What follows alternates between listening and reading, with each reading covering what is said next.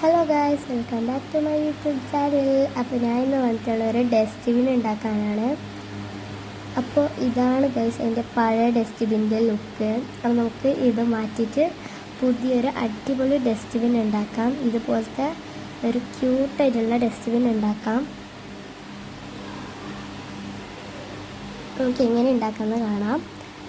അത് ഞാൻ ഇതുപോലത്തെ ഒരു മരുന്നിൻ്റെ ബോക്സാണ് എടുത്തത്. അപ്പോൾ നമുക്ക് ഇതിനകത്തൊന്നുമില്ല. അപ്പം ഇതിൻ്റെ ഈട ഒന്ന് ഒട്ടിച്ചെടുക്കണം നമുക്ക്.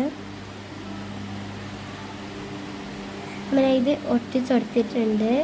ഇനി ഞാൻ ഇത് മൊത്തം ഒന്ന് കവർ ചെയ്ത് കൊടുക്കുന്നുണ്ട്. നിങ്ങൾക്ക് ഇഷ്ടമുള്ള കളർ പേപ്പർ വെച്ചോ കവർ ചെയ്യാം. ഞാൻ വൈറ്റ് പേപ്പർ കൊണ്ടാണ് ഇതിനെ കവർ ചെയ്തത്.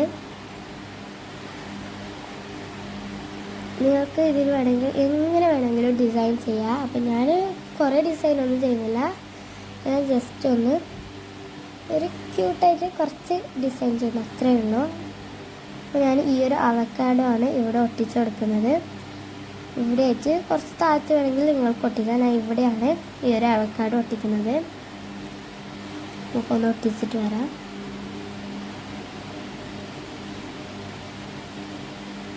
ഞാൻ ഒട്ടിച്ചെടുത്തിട്ടുണ്ട്.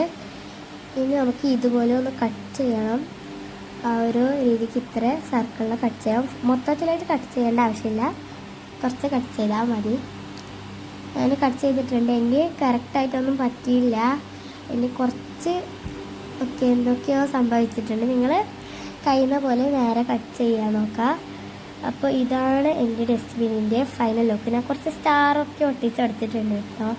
നമുക്ക് കുറച്ച് വേസ്റ്റ് ഇടാം. അപ്പോൾ ഇന്നത്തെ വീഡിയോ ഇത്രയുള്ള. പിന്നെ നാളെ വേറെ വീഡിയോ ആയിട്ട് വരാം. അതുവരേക്കും ബൈ ബൈ.